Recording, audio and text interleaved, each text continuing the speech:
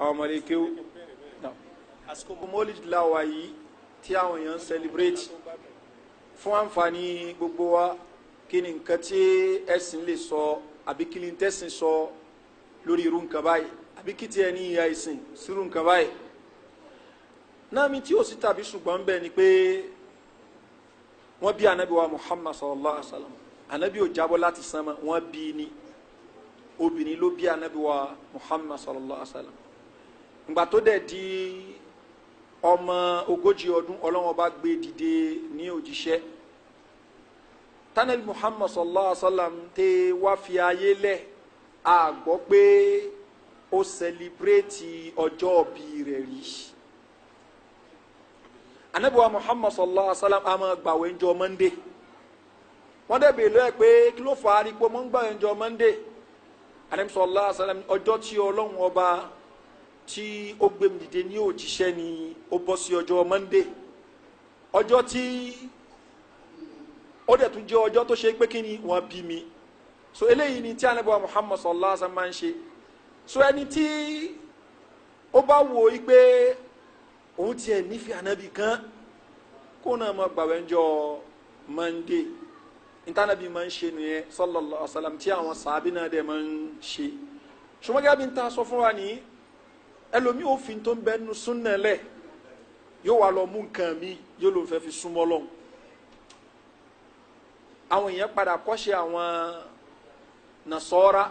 àwọn náà ní kíni àwọn ń sẹlẹ̀bẹ̀tì ọjọ́ bíi anabi Muhammad sallallahu alaihi wa sallam àwọn mùsùlùmí wọn làwọn ń sẹlẹ̀bẹ̀tì ọjọ́ bíi anabi Muhammad sallallahu alaihi wa sallam bí àwọn yẹn náà yìí sọ pé kíni àwọn ń sẹlẹ̀bẹ̀tì ọjọ́ bíi anabi Isa alayhi salatu wa salam àkọ́kọ́ ni wípé kíní ẹnu gbogbo mùsùlùmí pátápátá kò pé irú celebration bẹ́ẹ̀ anabi ò ṣe ní celebration tá à ń ṣe yàtọ̀ fọ́rọ̀ àwẹ̀ tá a dárúkọ yìí Abubakar ò ṣe Umaru ò ṣe Ali ò ṣe Imamu Maliki ò mọ̀ tán pé là ń celebrate ọjọ́ bí anabi Imamu Shafi ò mọ̀ Abu Hanifa ò mọ̀ Imamu Ahmad ò mọ̀ Awza'i ò mọ̀ Sauri ò mọ̀ Imamu Layth ò mọ̀ kíní yóò ṣẹlẹ̀ àfìgbà tó ṣe wípé kó bọ́ sí àárín àwọn mùsùlùmí là ń sọ àwọn ahlu sunna kó ṣẹlẹ̀ àfi ní nǹkan bíi 500 and something lẹ́yìn tí anabi wa Muhammad sallallahu alaihi wa sallam ṣe hijira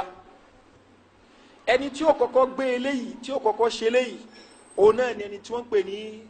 al-Malik al-Muzaffar al-Kukaburi aw Kukuburi òun lẹni tó kọ́kọ́ gbé eléyìí kalẹ̀ ó dẹ̀ wò ó pé kí ni nǹkan tó dáa ni ọ̀nà tó fi kí ọba yìí fi gbé kalẹ̀ ní yóò dẹ̀ pa ìmọ̀ye ẹran yóò pa ìmọ̀ye rànkúnmí yóò pa ìmọ̀ye adìẹ tí àwọn èèyàn ó jẹ tí wọ́n ṣe kíní mọ́jú celebration mọ́jú náà èwo ló dáa jù ṣé irú bí àwọn Abubakar Umaru Imam Malik má ṣe lo ìgbésí ayé wọn pẹ̀lú ọ̀rọ̀ Ànábì Muhammad sallallahu alaihi wasallam ni àbí ìtàwọn ènìyàn ṣe ìtí ò sí tàbí ṣùgbọ́n bẹ́ẹ̀ ni pé mùsùlùmí gidi yóò ní eléyìí ló dáa torí pé àwọn tí Ọlọ́hun bá subhanahu wa ta'ala ròyìn ní eléyìí tún mìíràn ti ìkanú àwọn àfáà tí ó jẹ́ ọ̀rẹ́ fún wa ni ó ní wọ́n pe èèyàn kan wá nú àwọn àfáà náà ni ó wá ń sọ̀rọ̀ nípa abúlé nàbí ó wá sọ̀rọ̀ àwọn tán nífẹ̀ẹ́ ànábì àwọn tó ṣe pé kinní kan wọn là lè ṣe mọ́lídì nàbí àwọn tó ṣe pé Ọlọ́run ti yọ̀fẹ́ ànábì kúrò lọ́kàn wọn ó wá sọ gbogbo ẹ̀ ó ṣe wá sí tiẹ̀ tán àfáà yìí wá bọ́ sí ìyẹn tó jẹ́ ọ̀rẹ́ fún wa òun bọ́ síbẹ̀ ó ní ẹ̀yin jàmá ẹni tó ṣe yí pé ó ń kírun ó ń gbàwẹ̀ Ànábì sallallahu alaihi wasallam ká má mutí ó jìnà sọ́tí Ànábì ní ká má jalè ó jìnà sólè jíjà Ànábì sallallahu alaihi wasallam ká ṣe léyìí ó ń ṣe ó ní ká má ṣe léyìí ó ń ṣe ẹni yẹn ni ṣé torí pé kò ṣe mọ́lídì nàbí jàmá ǹjẹ́ a lè sọ pé ni yóò nífẹ̀ẹ́ ànábì àwọn yẹn ni a lè sọ pé kò nífẹ̀ẹ́ ànábì èèyàn kan òun ànábì ní ká má jalè ó ń jalè ó ní ká má mutí ó ń mutí ó ní ká má ṣe zina ó ń ṣe zina ànábì sallallahu alaihi wasallam ní ká ṣe léyìí kò ṣe ó gbogbo ẹlẹ ṣùgbọ́n mọ́lídì nàbí ó sábà máa ń ṣe ǹjẹ́ ẹni yìí nífẹ̀ẹ́ ànábì Muhammad sallallahu alaihi wasallam èyí ò nífẹ̀ẹ́ ànábì o gbogbo ọ̀rọ̀ ànábì ló ti gbádànù mọ́lídì nìkan wá ló ṣá ẹni tọ̀hún yẹn nífẹ̀ẹ́ ànábì eléyìí ò fi bẹ́ẹ̀ nífẹ̀ẹ́ ànábì dáadáa àfáà ní ìkejì ni wípé àfáà sọ pé àwọn tí wọ́n nífẹ̀ẹ́ ànábì náà ń ṣe mọ́lídì nàbí èmi wá ń sọ sí pé Abubakar ò ṣe Umaru ò ṣe Usmanu ò ṣe Ali ò ṣe Imamu Maliki ò ṣe Imamu Shafi ò ṣe so lórí píríncípù tí àfáà yìí fi rinlẹ̀ ẹ̀yin jàmáà ìyẹn ọ̀rẹ́ wa ń béèrè bẹ́ẹ̀ ó túmọ̀ sí pé Abubakar ò nífẹ̀ẹ́ ànábì Umaru ò nífẹ̀ẹ́ ànábì Imamu Shafi ò nífẹ̀ẹ́ ànábì Imamu Maliki ò nífẹ̀ẹ́ ànábì ibi tí ẹnu àfáà ti wọ òní tí ó lè sọ nǹkan kan mọ́ torí náà ṣe rí àwọn èèyàn máa ń exploit pé ọ̀pọ̀lọpọ̀ àwọn èèyàn ọ̀rọ̀ ẹ̀sìn òye wọn dáadáa wọ́n wá máa pe ajá lọ́bọ̀ fún wọn so ọ̀rọ̀ mọ́lìdì nàbí kò ń ṣe nǹkan tá ń bára ajá lé lórí ni in tó clear ni kò ń ṣàrẹ̀ ẹ̀sìn wa àwọn tán gbé kalẹ̀ tán kọ́kọ́ ṣe àwọn náà ń pè ní àwọn Fatimiyun àwọn Fatimiyun tí olórí wọn